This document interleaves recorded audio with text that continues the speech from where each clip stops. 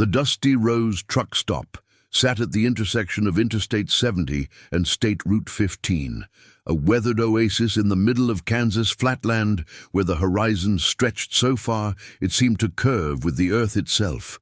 The neon sign flickered in the early evening light, casting pink and blue shadows across the diesel pumps, where a row of 18-wheelers lined up like sleeping giants.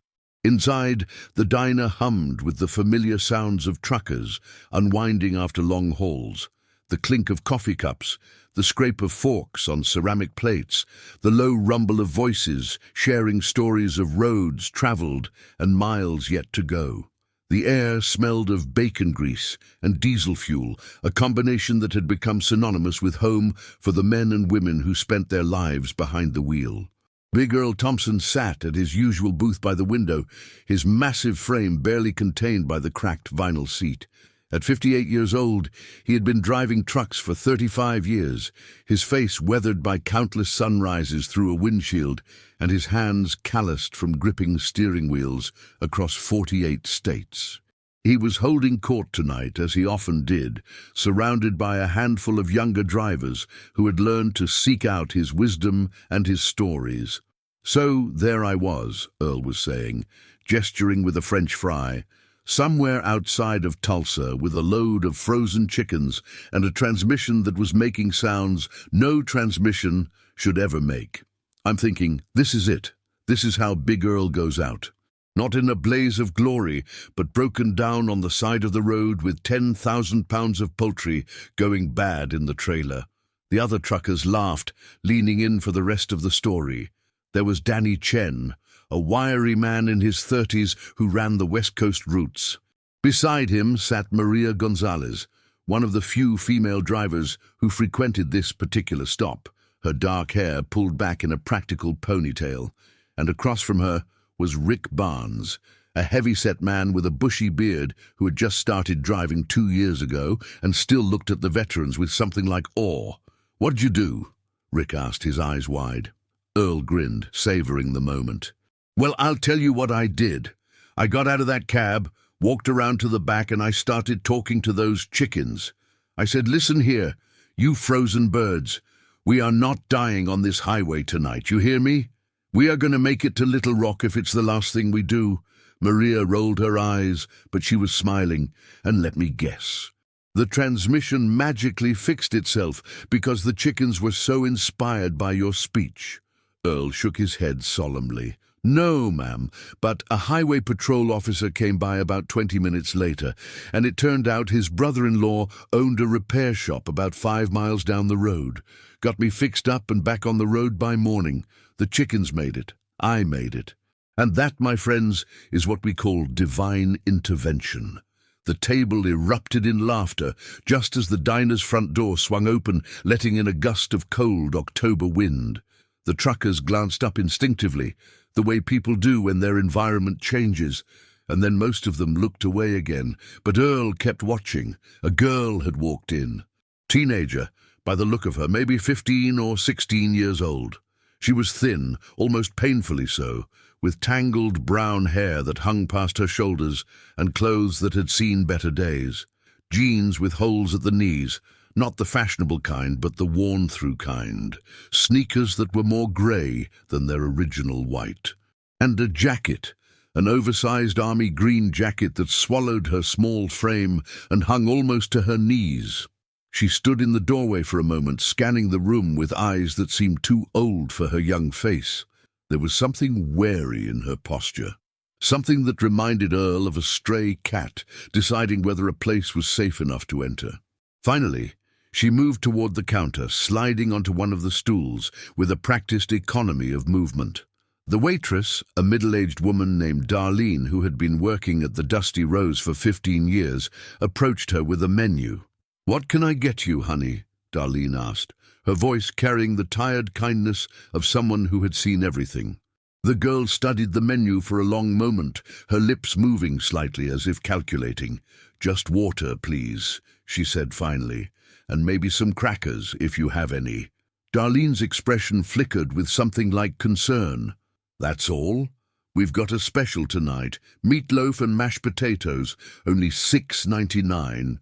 The girl shook her head, not meeting Darlene's eyes. Just water's fine. Thank you.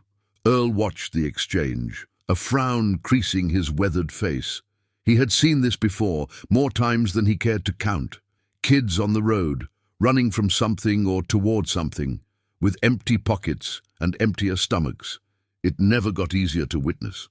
At his table, Danny had noticed his attention wandering. "What's up, Earl? You look like someone walked over your grave." Earl nodded toward the counter. "That kid, she's in trouble." Danny glanced over, then shrugged, probably just passing through. "Not our business, everything's our business out here," Earl replied quietly. "We're all we've got on these roads." Maria leaned forward, studying the girl with more attention now. "She does look rough. You think she's a runaway?" Earl shook his head slowly.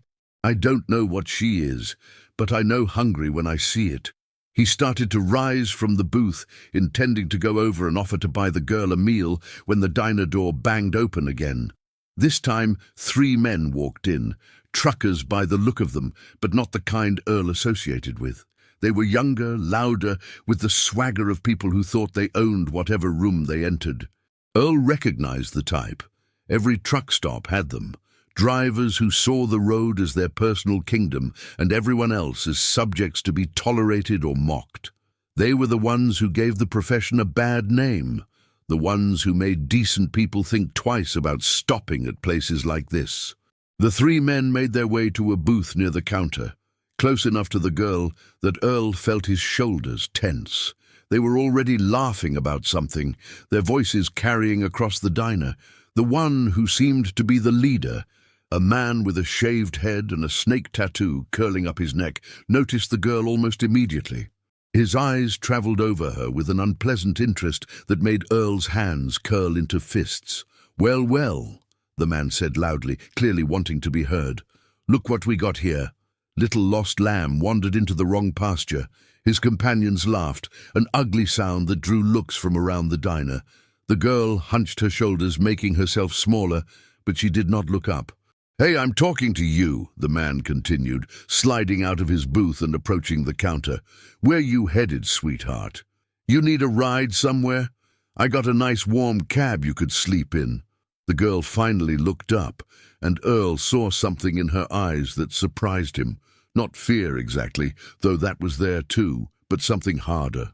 Something that had been forged by experiences no teenager should have to endure. "I'm fine," she said, her voice steady despite the tremor in her hands. "I'm just waiting for someone." The man laughed. "Sure you are. That's what they all say." He reached out as if to touch her hair, and Earl was already moving, pushing himself out of the booth with a speed that belied his size. But before Earl could reach them, the girl shifted on her stool, turning to face her harasser directly. And as she turned, her jacket shifted too, revealing what was embroidered on the back. The man with the snake tattoo froze mid-reach, his smirk faltering. His companions, who had been egging him on, went suddenly quiet. Earl stopped in his tracks, his breath catching in his throat. There, on the back of the girl's jacket, was a patch. Not just any patch, but a familiar one, instantly recognizable to anyone who had spent time in the trucking community.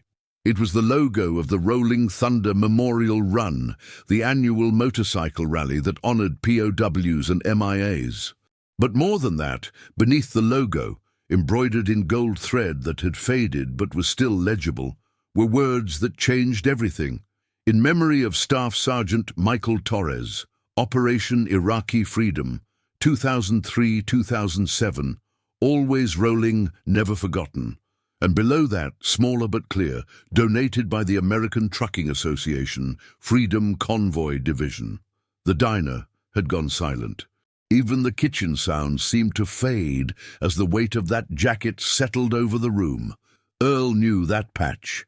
Every trucker worth their salt knew that patch. The Freedom Convoy was a program that supported the families of fallen soldiers, providing everything from financial assistance to transportation to community. That jacket had been given to someone who had lost everything to war, someone who was part of a family the trucking community had sworn to protect.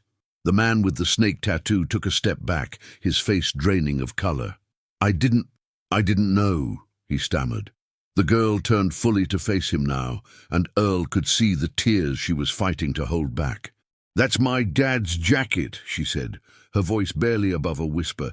"He died when I was 9. This is all I have left of him." The silence stretched on, heavy and uncomfortable. Earl watched the transformation on the faces of the 3 men who had been so eager to mock and intimidate.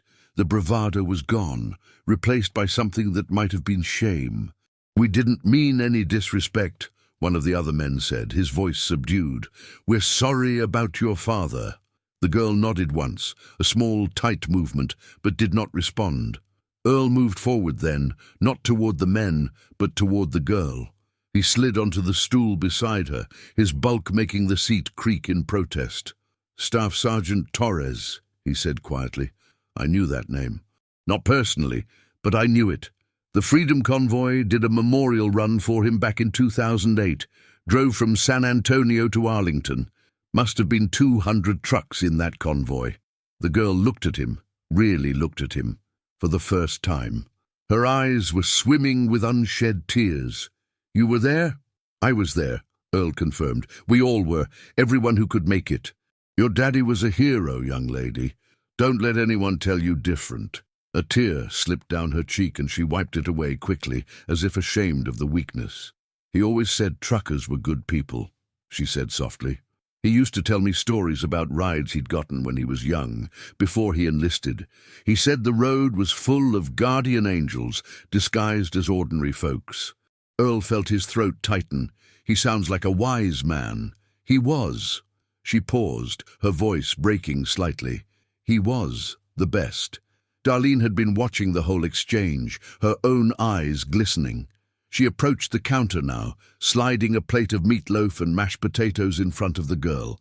"On the house," Darlene said firmly, "and there's pie after, if you want it. Apple or cherry, your choice." The girl started to protest, but Earl held up a hand. "Let us do this," he said. "It's the least we can do for family." The word hung in the air, powerful and unexpected. Family. The girl stared at Earl, then at Darlene, then around the diner at the faces that had turned toward her. Some curious, some sympathetic, all of them softened by the revelation of what she carried on her back. "My name's Sarah," the girl said finally. "Sarah Torres." Earl extended his hand. "Big Earl Thompson, and that there is Danny, Maria, and Rick." He pointed to his table, where his companions had been watching with rapt attention. "We're all long haulers. We practically live on these roads." Sarah shook his hand, her grip surprisingly firm for someone so small. "It's nice to meet you," she said. "All of you." Maria stood and walked over, sliding onto the stool on Sarah's other side. "Where are you headed, Sarah? Where's your family?" The question seemed to hit Sarah like a physical blow.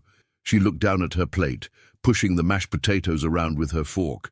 "My mum passed away last year," she said quietly. "Cancer. After that I was supposed to go live with my aunt in Colorado, but she wasn't what I expected. She didn't want me there." Made that pretty clear. Earl exchanged a glance with Maria, his expression darkening. "So you're on your own?" Sarah nodded. "I was trying to get to my dad's army buddy. He lives in Ohio. Sergeant Morrison. He came to my dad's funeral, told me if I ever needed anything." She trailed off, shrugging. "I figured it was worth a shot." "You're hitchhiking to Ohio?" Danny had joined them at the counter, his voice incredulous. "Sarah, that's dangerous. There are bad people out there."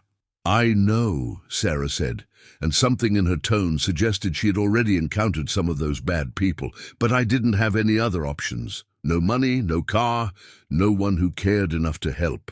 The 3 men who had harassed her earlier were still standing near their booth, looking uncomfortable and out of place. The one with the snake tattoo cleared his throat. "Hey," he said, his voice uncharacteristically humble. "I got a load going to Indianapolis. That's most of the way to Ohio. I could give you a ride if you want. No funny business, I swear. Just a ride." Earl turned to look at him, weighing the offer. Under normal circumstances, he would have told the man to take a hike. But there was something in the guy's eyes that looked genuine, a desire to make amends for his earlier behavior. "What's your name?" Earl asked. "Dale." the man replied. Dale Perkins. I know I came off like a jerk earlier. I am a jerk sometimes. But my granddad served in Korea. I got respect for military families, even if I don't always show it. Earl studied him for a long moment, then looked at Sarah. It's your call, he said. But if you want another option, I'm heading east too. Got a load going to Columbus. That's even closer to where you need to be. Sarah looked between them, the fear and wariness in her eyes warring with something else. Hope, maybe. Or just exhaustion at the prospect of making one more decision in a life that had forced her to make too many. Before she could answer, Rick spoke up from the table. I'm going east too, Pennsylvania. We could convoy if that makes everyone feel safer. 3 trucks, all going the same direction. Danny nodded. I can divert a bit north, tag along until Indianapolis at least. No sense in leaving her without backup. Maria smiled softly. I'm headed to St. Louis, so I'll peel off eventually, but I can run with you for the first few hours. Safety in numbers. Sarah stared at them, her mouth slightly open. You'd all do that? For me? You don't even know me. Earl reached out and gently tapped the patch on her jacket. We know your father, he said. That's enough. The girl's composure finally cracked. The tears she had been holding back spilled over, running down her cheeks in silent streams. She did not sob, did not make a sound, just sat there crying while the truckers around her pretended not to notice, giving her the dignity of her grief.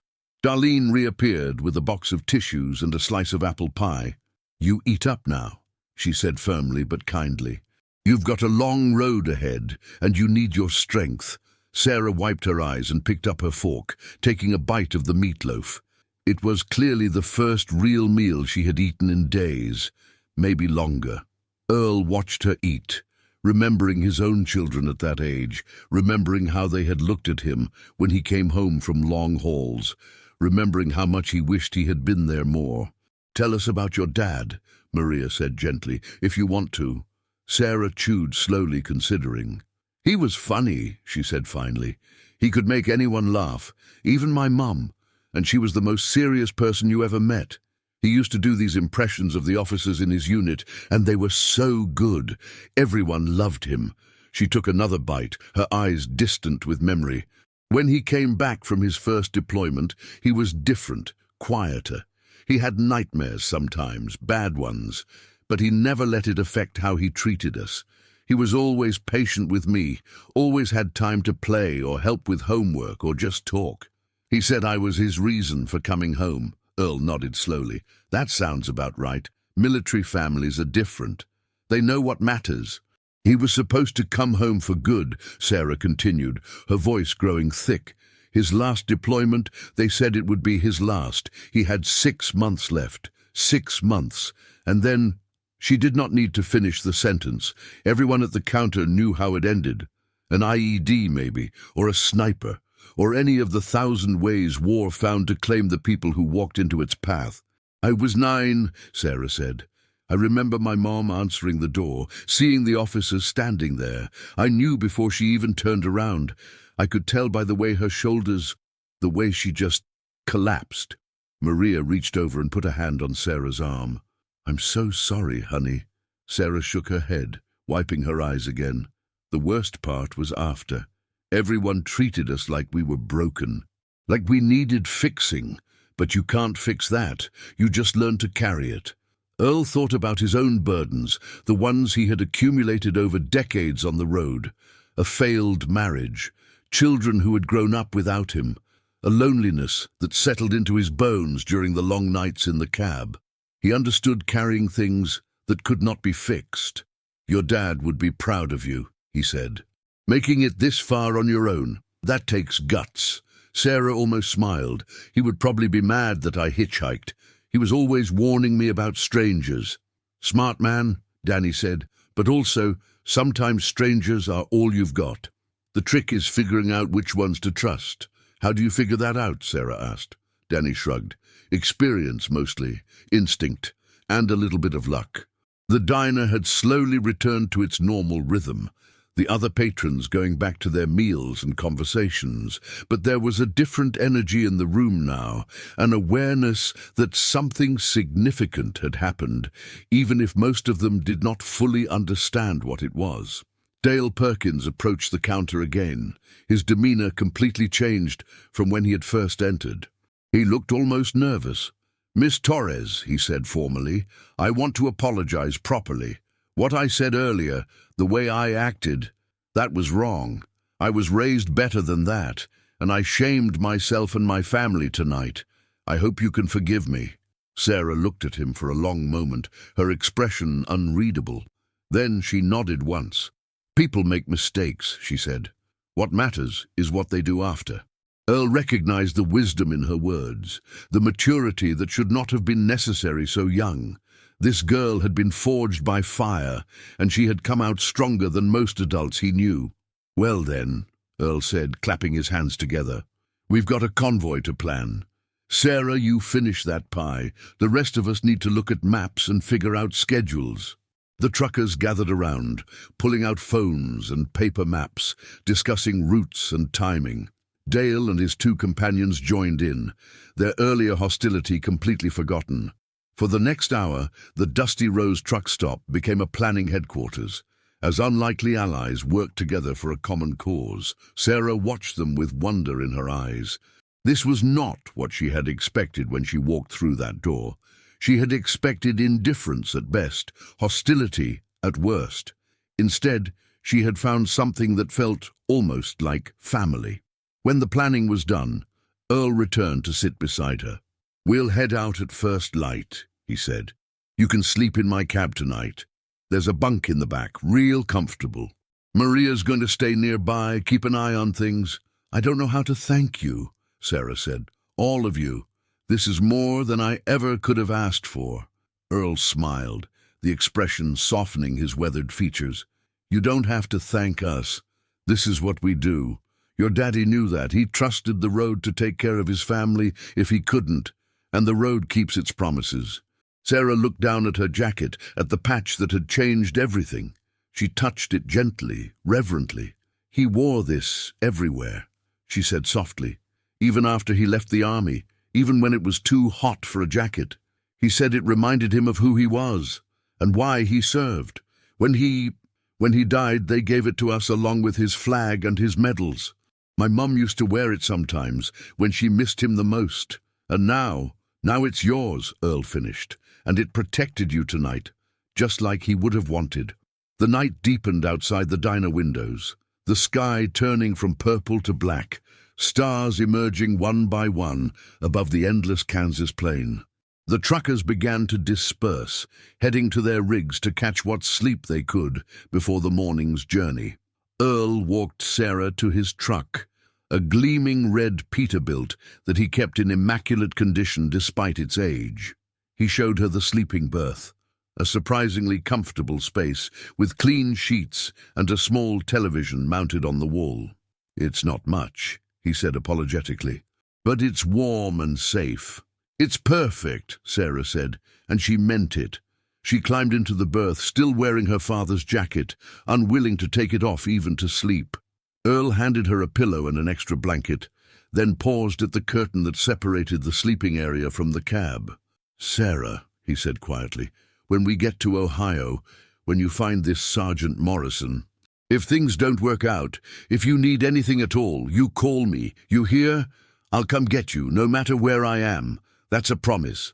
Sarah's eyes filled with tears again, but this time they were different. Not the tears of grief or fear, but something warmer. Gratitude, maybe, or hope. "Thank you, Earl," she whispered. "Thank you for everything." Earl nodded, his own eyes suspiciously bright. "Get some sleep, kid. Tomorrow's a big day." He climbed into the driver's seat and reclined it as far as it would go, settling in for the night. Through the window, he could see Maria's truck parked nearby, her cab light on as she kept watch. Further down the road, Dale Perkins's rig sat idle, the man himself probably reviewing maps for tomorrow's drive. They were an unlikely group, Earl thought. Strangers thrown together by chance and circumstance, but that was the road for you. It had a way of creating connections where none should exist, of turning lonely travelers into family. He thought about his own children, grown now with families of their own. He had missed so much of their lives, sacrificed so many moments for the sake of the next load, the next mile, the next dollar. He could not go back and change that, but maybe, just maybe, he could do some good for someone else's child. The night was quiet except for the distant rumble of trucks on the interstate and the occasional bark of a dog somewhere in the darkness. Earl closed his eyes and let sleep take him, his dreams filled with long roads and sunrises and the faces of people he had helped along the way. Morning came grey and cold, the sun struggling to break through a layer of clouds that stretched from horizon to horizon. Earl was up before dawn, making coffee in the small kitchen area of his cab and reviewing the route one more time. Sarah emerged from the sleeping berth, looking more rested than she had the night before, though the shadows under her eyes spoke to deeper exhaustion that one good night could not erase. She accepted a cup of coffee gratefully, wrapping her hands around it for warmth. "How'd you sleep?" Earl asked. "Better than I have in weeks," Sarah admitted. "Thank you. For the bed, the food, everything." Earl waved off her thanks. "We've got about 6 hours to Columbus," he said. "Maybe a bit more, depending on traffic. You ready for this?" Sarah nodded, her jaw set with determination. "I've been ready for a long time." They climbed down from the cab to find the other truckers already up and preparing for departure. Maria was doing a final check of her rig, walking around it methodically and inspecting the tires. Danny was on his phone, presumably with his dispatcher. Rick was eating a breakfast sandwich and studying his GPS with intense concentration. And Dale Perkins was waiting by Earl's truck, looking nervous but resolute. "Morning," he said, nodding to Earl and Sarah. "I wanted to give you this." He held out a folded piece of paper. "It's my number, and my wife's number. If you ever need anything at all, you call us. We live outside Indianapolis. Got a spare room. You're welcome any time." Sarah took the paper, unfolding it to see a phone number and an address written in careful block letters. The gesture seemed to overwhelm her momentarily. "Why?" she asked. "After how we met, why would you do this?" Dale shifted uncomfortably. "Because I got a daughter," he said quietly. "She's about your age. When I saw you last night, when I realized what I was doing, I couldn't stop thinking about what if it was her. What if she was out there alone, and some jerk like me came along and made her feel small and scared?" He paused, swallowing hard. "I can't take back what I said, but I can try to do better, and helping you, that seems like a good place to start." Sarah studied him for a long moment, then extended her hand. "Thank you, Dale. I mean it." They shook hands, and something passed between them. Forgiveness, maybe, or understanding. The recognition that people were complicated, capable of both cruelty and kindness, sometimes in the same breath. "All right," Earl called out, his voice carrying across the parking lot. "Let's roll out. Danny, you take point. Rick, you've got the rear. Maria, you stick with us until the Missouri line. Dale, you're with me and Sarah."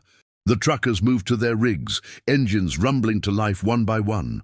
The sound was like thunder rolling across the prairie, powerful and somehow comforting. Sarah climbed into the passenger seat of Earl's Peterbilt, buckling herself in and looking out at the convoy forming around them. 5 trucks, all those drivers, all for her. It still seemed impossible. Earl settled into the driver's seat and put the truck in gear. The dusty Rose truck stop receded in the mirrors as they pulled onto the interstate, the sunrise finally breaking through the clouds and painting the world in shades of gold and orange. "Tell me about this Sergeant Morrison," Earl said as they merged into traffic. "What's he like?" Sarah thought for a moment. "I only met him a few times. He was at my dad's funeral, like I said, and he came to visit once, about a year after, to check on us. He's quiet, serious, but kind, you know? The kind of person who doesn't say much, but means everything they do say, and you think he'll take you in. I think he'll try. He told my mom he would always be there for us. She didn't want to burden him, said we could handle things ourselves, But now things are different, Earl finished. Yeah. Sarah looked out the window at the passing landscape. Now things are different. They drove in companionable silence for a while, the radio playing soft country music and the CB crackling with chatter from other trucks on the road. Sarah watched the world go by, the flat Kansas prairie slowly giving way to gentle hills as they crossed into Missouri. "Can I ask you something?" Sarah said eventually. "Shoot. Why do you do this? Drive trucks, I mean. It seems lonely." Earl considered the question. "It is lonely sometimes," he admitted, "but there's a freedom to it too. Out here, you're your own boss. You decide where to stop, when to eat, what music to play. And the road has a way of clearing your head. You can think out here. Figure things out. What are you figuring out?" Earl laughed softly. "At my age? Mostly how I got here, how my life turned out the way it did, the choices I made, the ones I should have made differently. Do you regret it? Becoming a trucker?" Earl was quiet for a long moment. "I regret missing my kids growing up," he said finally. "I regret not being there for my wife when she needed me. I regret letting the road become an escape instead of a job. But do I regret the road itself? No. I've met too many good people, helped too many folks who needed it, seen too many beautiful things to regret any of that." Sarah nodded slowly, absorbing his words.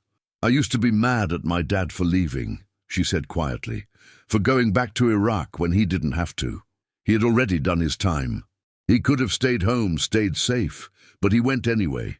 Do you still feel that way?" She shook her head. "I understand now. He went because there were people counting on him, his unit, his friends. He couldn't let them down. That's just who he was. Sounds like a good man. He was the best." Sarah's voice caught slightly. He really was the best. The miles unwound beneath them, the convoy moving steadily eastward. They stopped for fuel near Kansas City, all 5 trucks pulling into a massive truck stop that made the dusty rows look like a roadside stand. Sarah stayed close to Earl, still wary of strangers, despite the protective cocoon of the convoy. At the fuel island, Maria pulled her rig alongside Earl's, rolling down her window. "This is where I peel off," she said, a hint of sadness in her voice.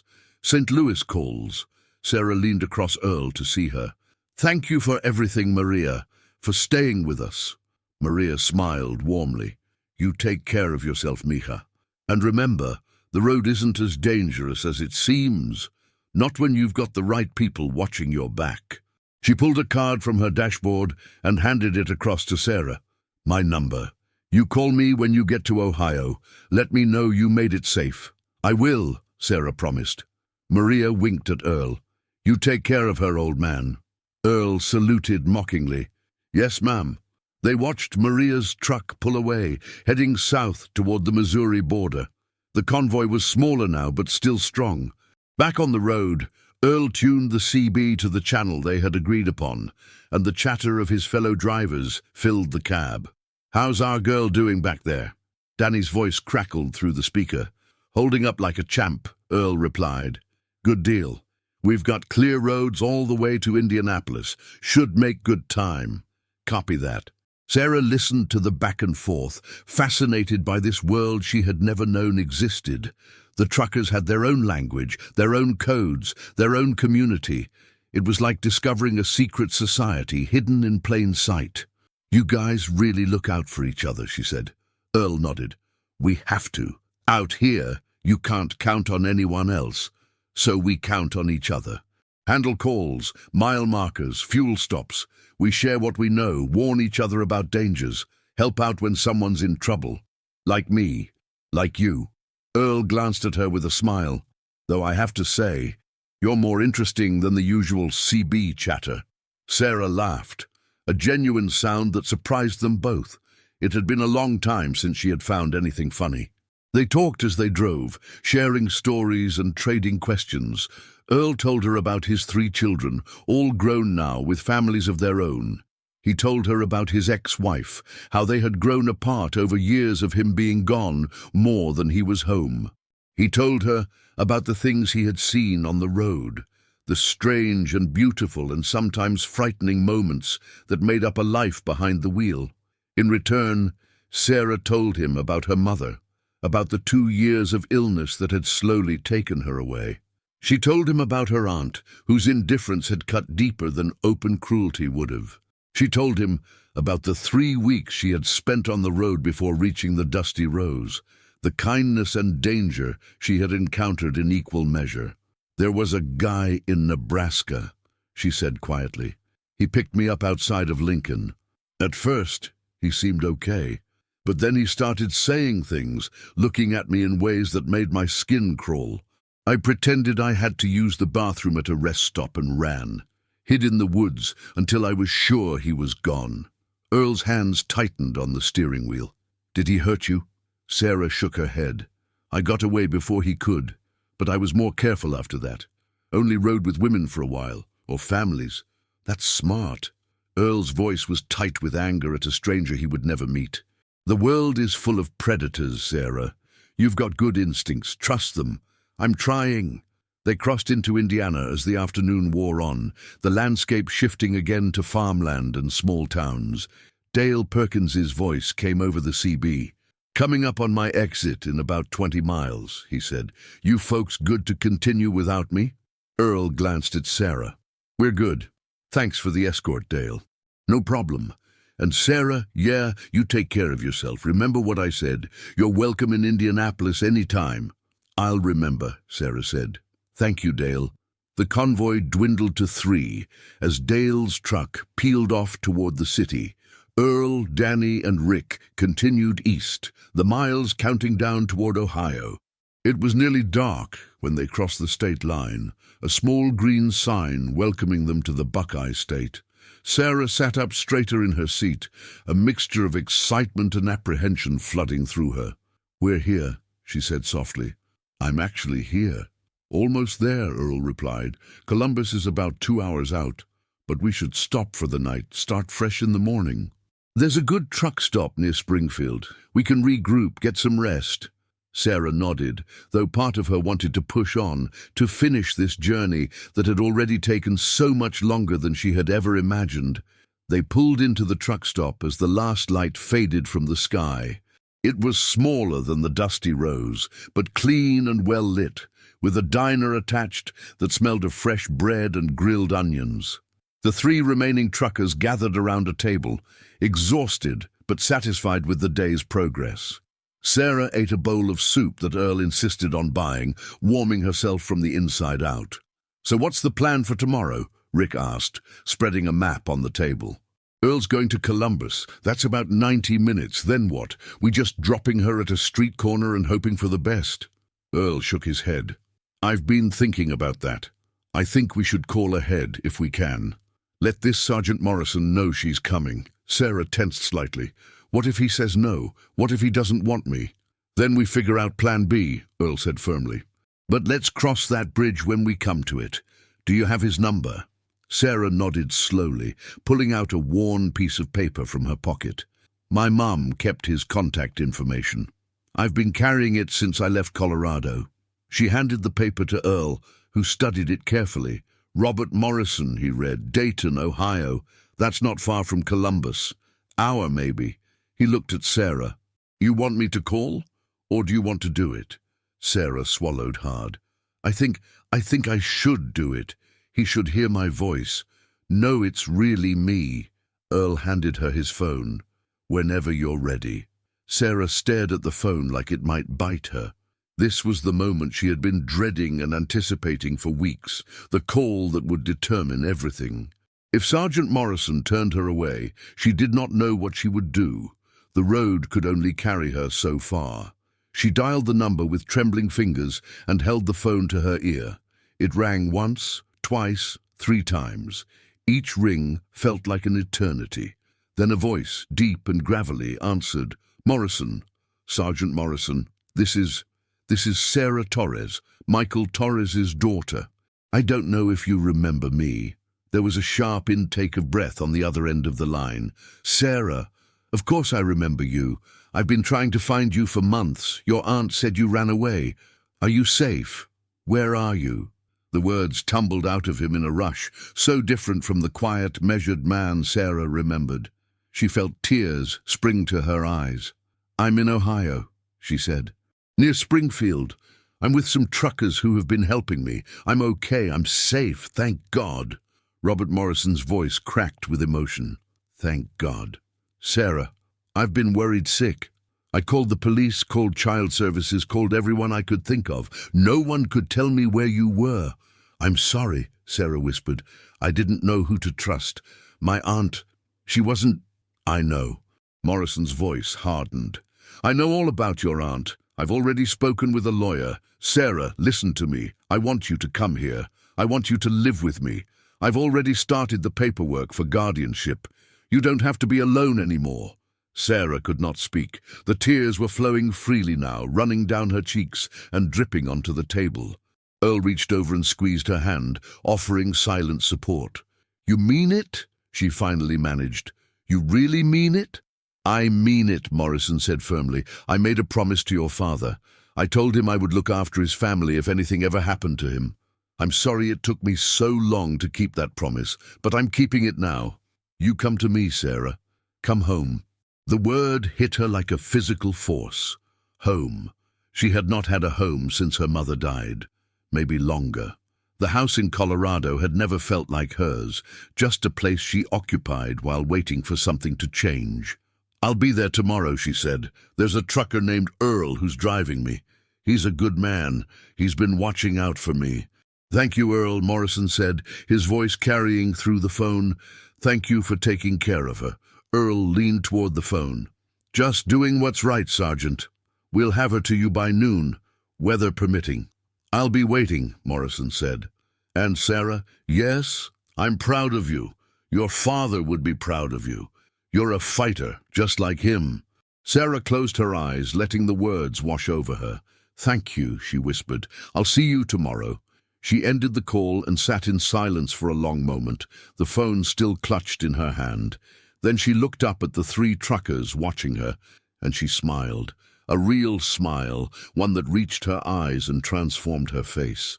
"He wants me," she said. "He really wants me." Earl grinned, his weathered face crinkling with joy. "Of course he does. Who wouldn't want a tough kid like you?" The tension that had been building in Sarah for weeks, maybe months, finally released. She slumped back in her chair, exhausted, but lighter than she had felt in longer than she could remember. They finished their dinner and headed to their trucks for the night. Earl once again gave Sarah the sleeping berth, settling into the driver's seat himself. As she climbed into the bunk, Sarah paused. "Earl? Yeah? Why did you do all this? Really? You didn't know me. You didn't owe me anything. But you gave up your whole day, changed your route, called in favors. Why?" Earl was quiet for a long moment. "When I saw that patch on your jacket," he said slowly, "I remembered something. A long time ago, when I was just starting out, I broke down on the side of the road in Montana, dead of winter, middle of nowhere. I thought I was going to freeze to death out there. And then this old trucker came along, pulled over, helped me get my rig running again. Wouldn't take a penny for it. Just said to pass it on." He looked at Sarah over his shoulder. "I've been passing it on ever since. Every stranded driver, every lost kid, every person who needs help. That's the code of the road. We take care of each other. And when I saw that patch, when I realized whose daughter you were, well, your father served his country. The least I can do is serve his memory." Sarah wiped her eyes with the back of her hand. "He would have liked you," she said. "I think you would have been friends." Earl smiled.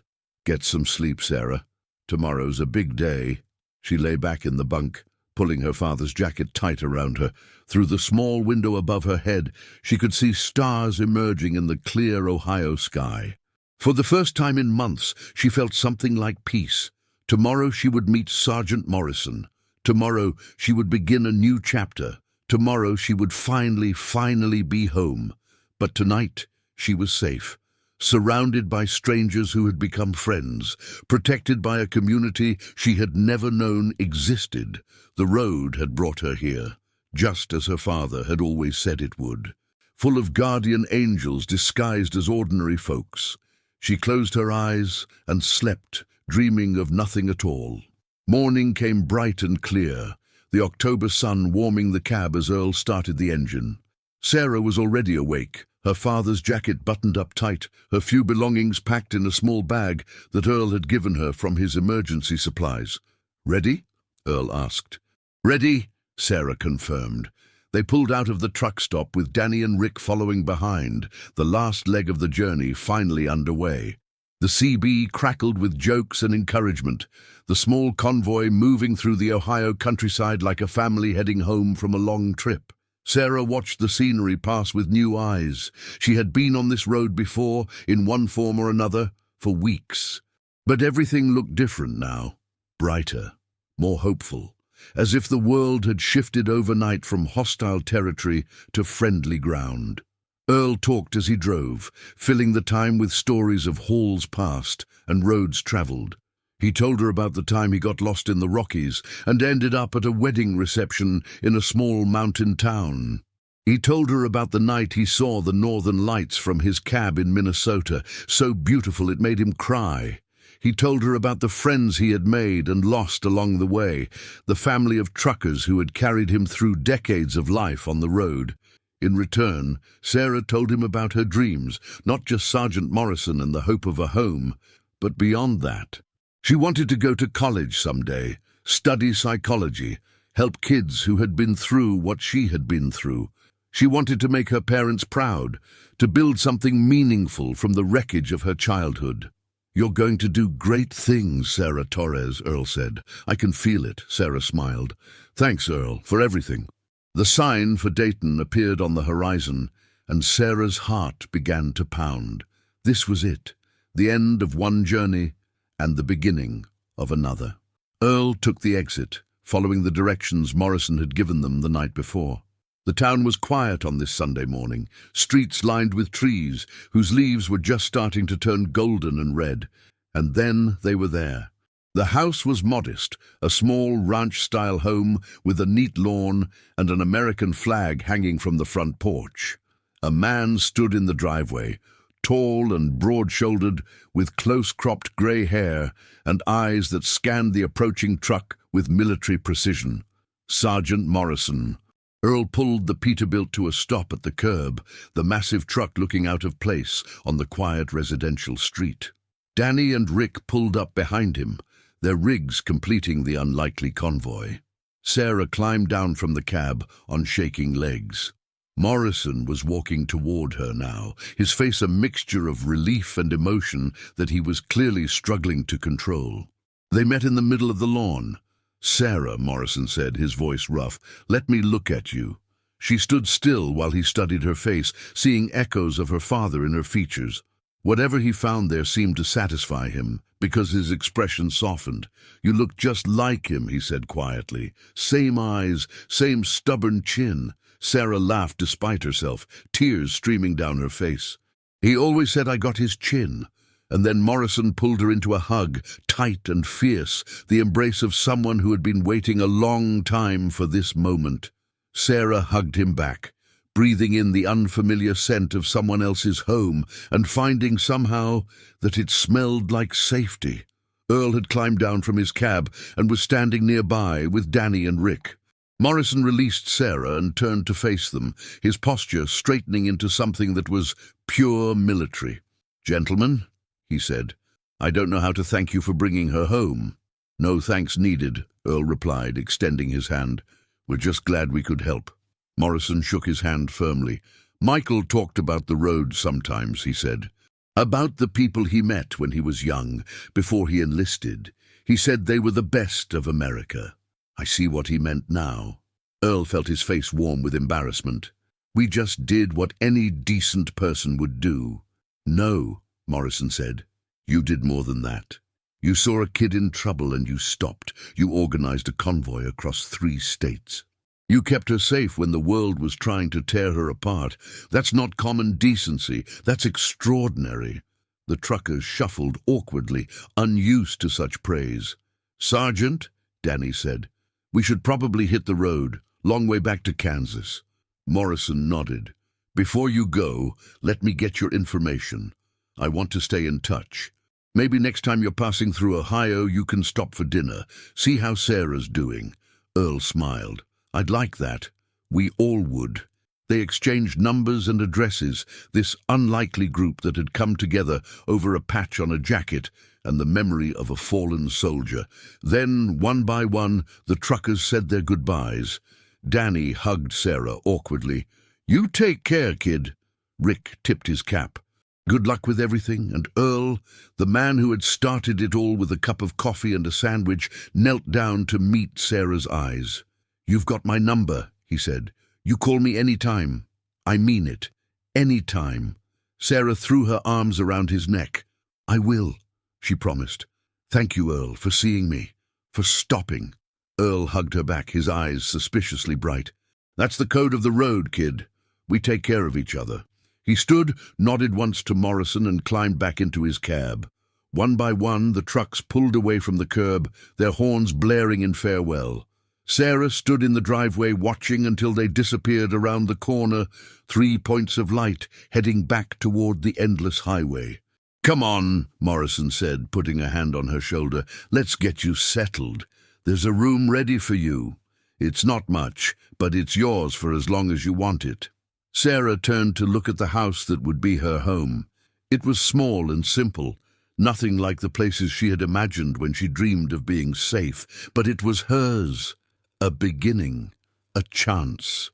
She reached up and touched the patch on her father's jacket, feeling the embroidered threads beneath her fingers. "I made it, Dad," she whispered. "I made it home." And somewhere, on all the highways of America, a convoy of truckers drove on through the morning light, carrying with them the story of a girl and a jacket and a moment of grace that had changed everything. The road stretched before them, endless and full of possibility, and the code of the road lived on. 3 months later, Sarah stood in front of her new school, her father's jacket buttoned against the December cold. She had been here for 12 weeks now, had made friends, had started to believe that this life might actually be real. Morrison had been everything he promised and more. Patient, supportive, present. He never tried to replace her father, never pretended to be something he was not. He was just there, steady and reliable, a foundation she could build on. She got regular texts from Earl, updates from the road, pictures of sunrises and sunsets from truck stops across the country. Maria had called twice to check on her. Even Dale Perkins had reached out, sending a Christmas card with a photo of his family and an invitation to visit any time. She was part of something now, a community that stretched across thousands of miles, connected by highways and CB radios, and the shared understanding that the road could be both dangerous and redemptive. The school bell rang, and Sarah headed inside, joining the flow of students moving through the hallways. She had a test today in English, a project due in history, a lab in science that she was actually looking forward to. Normal things. The normal life she had been fighting to find ever since that night in a truck stop in Kansas. In her pocket, her phone buzzed with a text. She pulled it out and smiled at the screen. It was from Earl, passing through Ohio next week. "Morrison says you're doing great. Proud of you, kid. Keep rolling." Sarah typed back, "Thanks, Earl. See you next week. Drive safe." She tucked the phone away and walked into her classroom, ready for whatever came next. The road had brought her home. And home, she was beginning to understand, was not just a place. It was the people who saw you, who stopped, who asked if you needed help. It was strangers becoming family. It was the code of the road, passed down from one generation to the next. It was ordinary folks disguised as guardian angels, and it was against all odds beautiful. Sarah Torres took her seat, opened her notebook, and began to write. The essay was for her English class, an assignment about a significant moment in her life. Most of her classmates were writing about sports victories or family vacations. Sarah was writing about a truck stop in Kansas and the night that changed everything. She wrote about fear and loneliness, about the feeling of being invisible in a world that seemed too big and too cold. She wrote about hunger and exhaustion, about walking along highways and sleeping in places no teenage girl should ever have to sleep. And then she wrote about the moment the door opened and big Earl Thompson walked in. About the coffee and the sandwich he bought her without being asked. About the way he sat down across from her and waited. Not pushing, not demanding, just being there. She wrote about the 3 men who had laughed at her, who had made her feel small and afraid.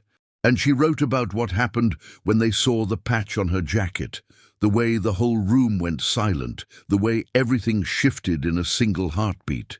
She wrote about her father. Staff Sergeant Michael Torres, she wrote, was not a perfect man. He was gone a lot when I was little, serving his country in places whose names I could barely pronounce. He missed birthdays and holidays and school plays, but when he was home, he was completely present. He would sit with me for hours, playing games, reading stories, teaching me how to throw a football, even though I was terrible at it. He used to tell me stories about the road. Before he joined the army, he hitchhiked across the country, just him and a backpack and a sense of adventure. He met truckers and travelers, farmers and factory workers, people from every walk of life. He said the road taught him more about America than any classroom ever could. I used to think those stories were just stories, the kind of thing parents tell their kids to make them feel better about the world. But then I found myself on that same road, scared and alone, and I discovered that my father was right. The road is full of guardian angels disguised as ordinary folks. Sarah paused, reading over what she had written. The words felt raw, exposed. She was not used to sharing this much of herself, not used to being vulnerable on paper, but something about this assignment felt important. Like she needed to get the story out, to make it real, to honor the people who had helped her. She continued writing. I met a lot of people on the road, she wrote. Some of them were dangerous, some of them were kind, most of them were just trying to get through their own lives. Too busy or too tired to notice a teenage girl in an oversized army jacket. But some of them noticed. There was a woman at a rest stop in Nebraska who bought me a sandwich and slipped a $20 bill into my pocket when she thought I was not looking. There was a family in Iowa who gave me a ride 50 miles out of their way because they did not want to leave me at the side of the road in the rain. There was an elderly man at a truck stop in Missouri who sat with me for an hour, telling me stories about his own grandchildren and making sure I had enough to eat. And then there was Earl. I do not know what would have happened if I had not walked into the Dusty Rose truck stop that night. I do not know what would have happened if Earl had not been there, had not noticed me, had not cared enough to do something about it. Actually, that is not true. I do know. I just do not like to think about it. The road can be dangerous for someone like me. A teenage girl alone, with no money and no one to protect her. The statistics are not good. The stories are not happy. I know how close I came to becoming one of those statistics, one of those stories, but I did not, because a trucker named Big Earl Thompson looked at a scared kid in a corner booth and decided to do something about it, because other truckers saw a patch on a jacket and remembered what it means to serve something bigger than yourself. Because a community I never knew existed wrapped itself around me and carried me home. The bell rang, signaling the end of class. Sarah looked up, startled to find that the entire period had passed without her noticing. The words had poured out of her, almost faster than she could write them down. Her teacher, a grey-haired woman named Mrs. Patterson, stopped by her desk as the other students filed out. "You seemed very focused today, Sarah. Everything okay?" Sarah nodded, closing her notebook. "Just writing about something important." "I look forward to reading it," Mrs. Patterson said with a warm smile. Sarah gathered her things and headed to her next class, the notebook tucked safely in her bag. She would finish the essay tonight, add the ending she was still living, the happy ending she had not dared to hope for. The hallway was crowded with students, their voices echoing off the lockers in a familiar cacophony. Sarah navigated through them automatically, her mind still on the essay, on the memories it had stirred up. She thought about Earl and Maria and Danny and Rick, about Dale Perkins, who had started out as a threat and ended up as a friend, about Darlene the waitress, who had given her food and dignity when she had neither, about all the people who had helped her along the way, strangers who had become family. She thought about Sergeant Morrison, waiting for her at home, with dinner on the table and questions about her day. About the room that was hers, decorated now with posters and photographs, and the evidence of a life being built. About the feeling of safety that still surprised her sometimes, still felt too good to be true. And she thought about her father, Staff Sergeant Michael Torres, who had served his country with honor and died doing what he believed was right, who had told her stories about the road and the people on it, who had given her a jacket that would become her armor, her identity, her connection to a community she never knew she belonged to. "I made it, Dad," she whispered to herself. "I made it." The afternoon passed in a blur of classes and conversations. Sarah had made friends here, other kids who did not know her story, but accepted her anyway. They ate lunch together, complained about homework together, made plans for the weekend together. Normal teenage things that felt extraordinary to someone who had spent so long on the outside, looking in. After school, Sarah walked home through streets that were becoming familiar. She knew which houses had dogs that barked when she passed, which yards had the best flowers in spring, which neighbors waved, and which ones kept to themselves. This was her neighborhood now, her town, her home. Morrison's truck was in the driveway when she arrived, which meant he was home early from work. He worked at the VA hospital, helping other veterans navigate the system, fighting for benefits and services and the recognition they deserved. It was hard work, emotionally draining work, but he said it was worth it. He said helping others was the only way he knew how to honor the friends he had lost. Sarah understood that now, the need to pay it forward, to transform pain into purpose. She was already thinking about how she could do the same thing someday, how she could help other kids who found themselves on the road with nowhere to go. "Hey, kid," Morrison called from the kitchen as she walked through the front door. "How was school?" "Good," Sarah replied, dropping her bag by the stairs. "We had this essay assignment in English. I think it might be my best work yet." "Yeah? What's it about?" Sarah paused in the doorway to the kitchen. "It's about the road," she said, "about the truckers, about how I got here." Morrison turned from the stove where he was stirring something that smelled like chili. His expression was complicated, a mixture of pride and sadness and something that looked like gratitude. "That sounds like an important essay," he said quietly. "It is." Sarah crossed the kitchen and hugged him, a gesture that had become easier over the past few months.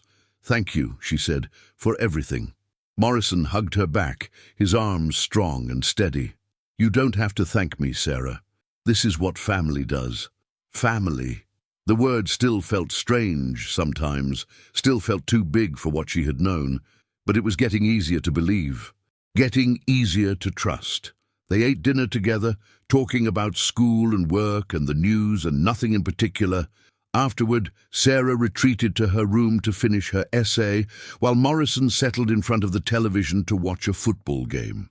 She sat at her desk, her father's jacket hanging on the back of her chair, and picked up where she had left off. "I used to think home was a place," she wrote, "a building with walls and a roof, an address you could put on an envelope. But I know better now. Home is the people who see you, who stop when you need help, who protect you when the world is trying to tear you apart. Home is a trucker named Earl who bought a sandwich for a stranger. Home is a community that spans thousands of miles, connected by highways and CB radios and a code that says we take care of each other. Home is a jacket with a patch on it, a memory of a father who loved me, a reminder of who I am and where I come from. I am Sarah Torres, daughter of Staff Sergeant Michael Torres, and I am finally home." She put down her pen and read over the essay one more time. It was good, she decided, real and honest and true. Not perfect, but nothing ever was. Her phone buzzed with a text. It was from Earl, a photo of a sunset over the Grand Canyon with a message. "Beautiful out here. Missing you, kid. Stay strong." Sarah smiled and typed back, "Beautiful in here too. Thanks for everything, Earl. Always." She set the phone aside and looked out her window at the darkening sky. Somewhere out there, Earl was driving through the desert, his headlights cutting through the dusk. Somewhere, Maria was hauling freight along the west coast. Somewhere, Danny and Rick were sharing stories at a truck stop, passing on the code to the next generation. And somewhere, her father was watching. She believed that now. Not in a religious way, exactly, but in the way that love does not disappear just because someone is gone. He was there in the patch on her jacket, in the stories people told about him, in the community that had carried his daughter home. "I love you, Dad," Sarah whispered to the empty room. "I hope I make you proud." She turned off her desk lamp and got ready for bed. The essay finished, the story told. Tomorrow there would be new challenges, new opportunities, new miles to travel in this life she was building. But tonight, she was home, safe, loved, and that was enough. That was everything. The weeks turned into months, and Sarah settled into her new life with a gratitude that never quite faded. She finished her first semester with straight A's, joined the school's peer counseling program, and started volunteering at a local shelter for homeless youth on weekends. Morrison watched her transformation with quiet pride. The scared, defensive girl who had arrived on his doorstep had become confident, compassionate, purposeful. She still had hard days, still woke sometimes from nightmares about the road, still flinched occasionally when strangers got too close. But she was healing, growing, becoming the person her father had always believed she could be. Earl came to visit in February, timing his route to pass through Dayton on his way east. He pulled his Peterbilt into the driveway of Morrison's house, the same massive red truck that had carried Sarah to safety 5 months ago. She ran out to meet him, throwing her arms around his neck like he was family. Because he was, she realized. Not by blood, but by something stronger. By choice, by love, by the miles they had traveled together. "Look at you," Earl said, holding her at arm's length. "You look good, Sarah, healthy, happy." "I am," Sarah said, and meant it. "I really am." They had dinner together, Earl and Sarah and Morrison, 3 people from different worlds who had found common ground in the most unexpected way. They talked about the road and the past and the future, sharing stories and laughter and the quiet comfort of belonging. After dinner, Earl presented Sarah with a gift. It was small and wrapped in newspaper, the kind of wrapping that truckers learned to use when there was no time for anything fancier. "What's this?" Sarah asked. "Just something I picked up along the way," Earl said. "Open it." Inside the newspaper was a patch. Not just any patch, but a brand new one, embroidered with the Rolling Thunder logo and the words Sarah Torres, Road Family, always rolling. "Earl," Sarah breathed, tears springing to her eyes. "I talked to some folks at the last memorial run," Earl explained. "Told them your story. They wanted you to have something of your own. Not just your father's memory, but your own place in the community. You're one of us now, Sarah. Officially." Sarah clutched the patch to her chest, unable to speak. This small piece of fabric represented so much more than she could articulate. It was acceptance, belonging, a family that stretched across the entire country, connected by roads and memories, and a code that said nobody got left behind. "Thank you," she finally managed. "Thank you so much." Earl grinned. "Don't thank me. Thank the road. It brought us together. It's got a funny way of doing that." He left the next morning, his truck rumbling off toward the highway and whatever load awaited him next. Sarah watched him go from the front porch, her new patch clutched in her hand, her father's jacket warm around her shoulders. She would sew the patch onto her jacket that night, she decided, right next to her father's. 2 patches, 2 generations, 1 family. The road stretched on, endless and full of possibility. And Sarah Torres, daughter of a soldier, child of the road, was ready for wherever it led. Spring came to Ohio in a rush of green and gold, the trees budding and the flowers blooming and the whole world waking up from its winter sleep. Sarah finished her freshman year with honors, accepted into the school's advanced placement program for the following fall. She had grown 3 inches since arriving in Dayton, her body finally catching up after years of stress and inconsistent meals. Morrison threw her a small party to celebrate, inviting the neighbors and some colleagues from work. It was the first birthday party Sarah had had in years, the first since her mother got sick. She blew out candles on a homemade cake and made a wish that she did not tell anyone, because some things were too precious to speak aloud. The summer stretched before her, full of possibilities. She had a job lined up at the local library, a week-long visit planned with Maria in California, and an invitation from Dale Perkins's family to spend a few days in Indianapolis. The road was calling again, but differently this time. Not as an escape, but as a connection, a way to maintain the family she had found. On the anniversary of her father's death, Sarah drove with Morrison to Arlington National Cemetery.